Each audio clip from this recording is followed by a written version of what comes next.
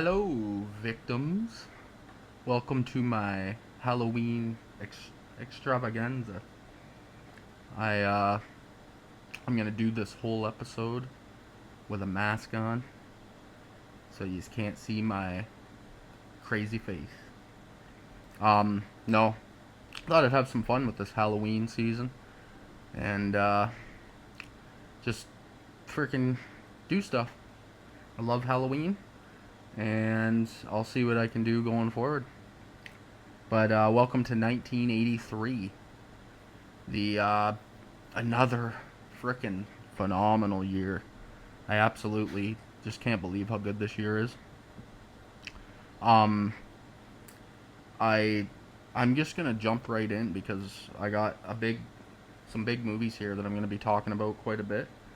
I don't know if my camera's gonna be able to pick them up because of my lighting sitch, but I'm gonna try it out, and then whatever happens in this episode, I'll make some adjustments going into my next episode until I can perfect it. But for now, this next horror movie, this is from my Shawscope collection.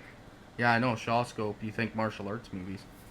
But actually, there is a horror movie in here.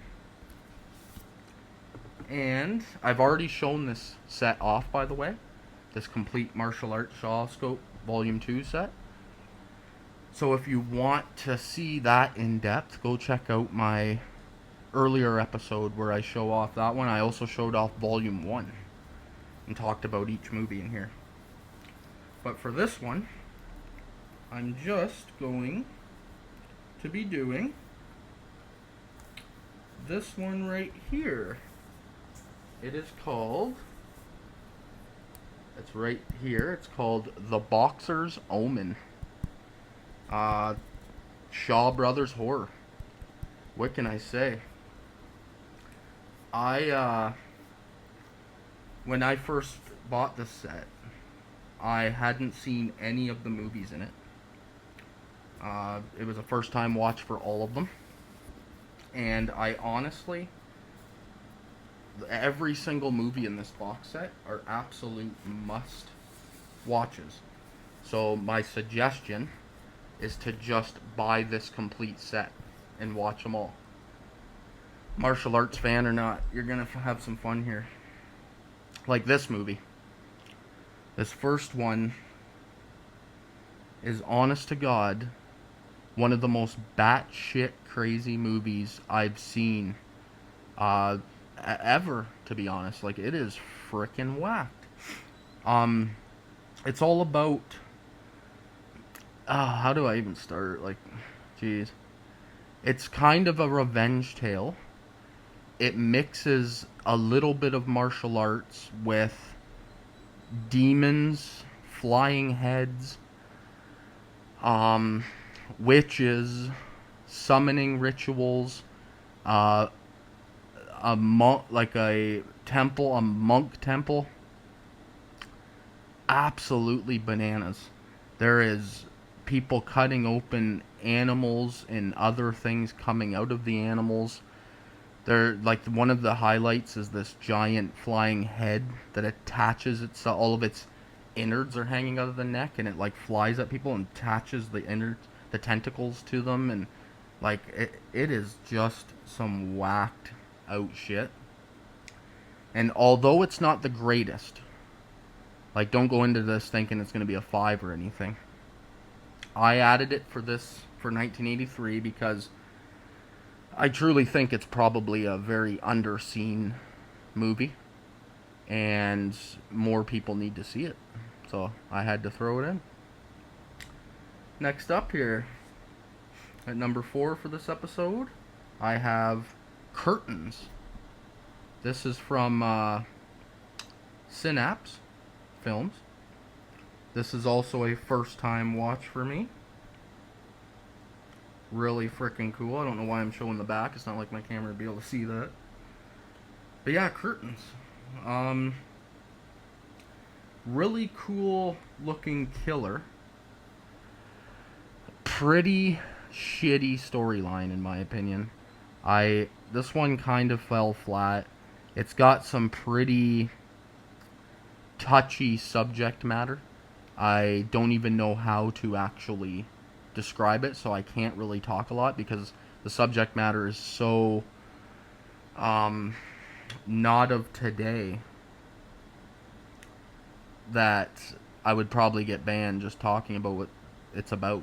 So I can't even really say that. I can just say that a guy invites a bunch of girls, actresses, to his mansion to uh, try out, try out for a role in his new movie. And weird, crazy shit starts happening, and it's a slasher movie. I'll leave it at that. Really fun, pretty wild, must see from Synapse. Yeah, what do I have next? Ooh, David Cronenberg. This is from Criterion Collection. This is Videodrome. Um, Pretty wild stuff here. Cronenberg. Got,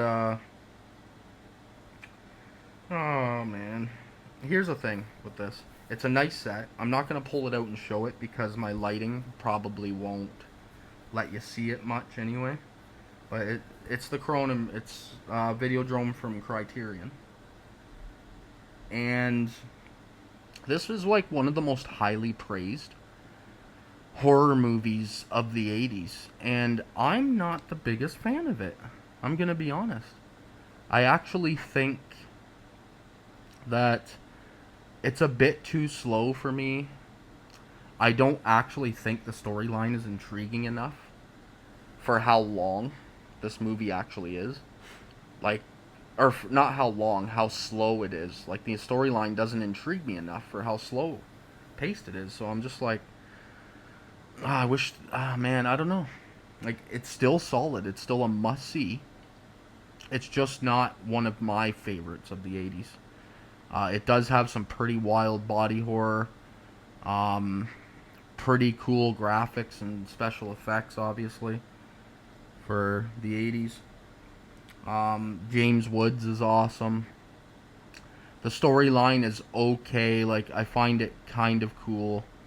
It's a middle of the pack movie for me. Like, this is more like a 3.5. Yeah. But, hey, gotta have it in your collection. I'm pretty sure it's come out on 4K as well. This is just the Blu-ray, though. And right here in number 2, second place, I don't know if my camera can pick that up, but it's Christine. From John Carpenter. Written by Stephen King. Oh man, Christine. Absolutely love Christine. I remember seeing this when I was young and just being fascinated with the car. It's like one of the best, most unique slasher movies ever made. Let's say that, if you can call it a slasher. But it's just cool.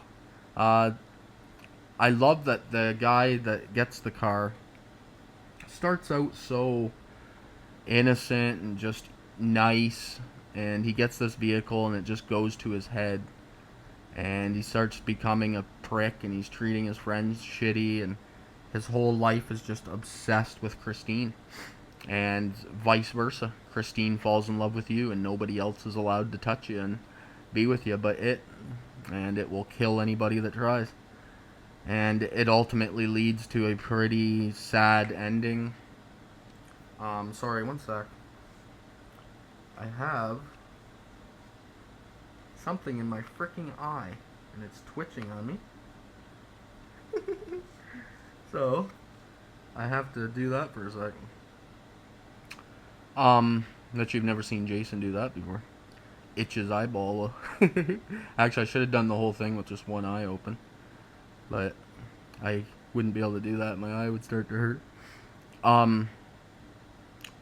Yeah, where was I? Like, tragic ending. Frickin' just a brutal story, to be honest. Like, it's not your happy, fun movie. It's pretty brutal and just unpleasant for the most part. There's not a lot of good things happening. But yeah, who doesn't love frickin' Christine? Absolute must. What kind of car is it? I am not a car person. It's a 1958 Plymouth Fury. Um, love it. Love the design on this car. This would be an amazing car to have in real life. A replica. Be freaking awesome. But yeah, let's get on to my number one here. This is Sleepaway Camp. My number one pick for 1983 for this first round here. This is an absolute classic, must-see camping thriller. Um, oh man, what can you say about Sleepaway Camp? I'll say this: if it was a little more faster paced in the first half, this movie would be a masterpiece in my opinion. But because that beginning is a bit slow, I think that it just has a very like the pacing is a bit off for me. But this is still a 4 to 4.5 for me. One of the best of the 1983. Sorry, this mask is not wanting to stay on my face while I talk. My lips are moving it up and down. I really think that if it wasn't for pacing, this movie would be a 5 for me. I love the kills that are in it. I think when she pulls the soup down and frickin' the guy's like all boils are all boiling up him, and it's just nasty shit. And then the ending. This is all about the ending reveal. That frickin' thing tormented me when I was a kid. Shocked the shit out of me. Just phenomenal. Phenomenal stuff. But yeah, man, I'm going to keep these episodes short because I want to put one out. I want to put one out every single day this week. And so I'm just going to keep them around the 20-minute mark, show off each movie. These are all must-haves in any horror movie collector's collection. I also did the whole episode without even doing one of my own movies. No Friday the 13th movie in here. Little disappointed in myself, to be honest. But what can you say? I'm trying to show off movies that not everyone would probably have, like Curtains, Videodrome, Christine, Sleepaway Camp, and The Boxer's Omen. Definitely add all those to your collection. And that Shawscope, like I said, even if you're not a fan of classic martial arts movies, I guarantee you will be after watching these. Give them all a watch in order, right in the box. They're absolutely awesome. But yeah, I'm going to keep it short and simple. Gonna be back here for 1984, hopefully tomorrow night. I'm just gonna post an episode every night. Tomorrow night I'm also going on with Brendan and Sam not tomorrow night, Tuesday night. I'll be going on with Brendan and Sam from Our Life in Horror. I think my wife, Kayla, will be on with me. We're gonna be just doing a deep dive on... I'm not 100% positive yet. There's a poll going on their page, and whatever wins in that poll is what we're gonna talk about. So I'm gonna watch whatever one quick and do a deep dive, give my thoughts on that. So I believe it's between it's Sleepy Hollow, and which I hope wins because I absolutely love Sleepy Hollow. So that'll be a fun one to talk about.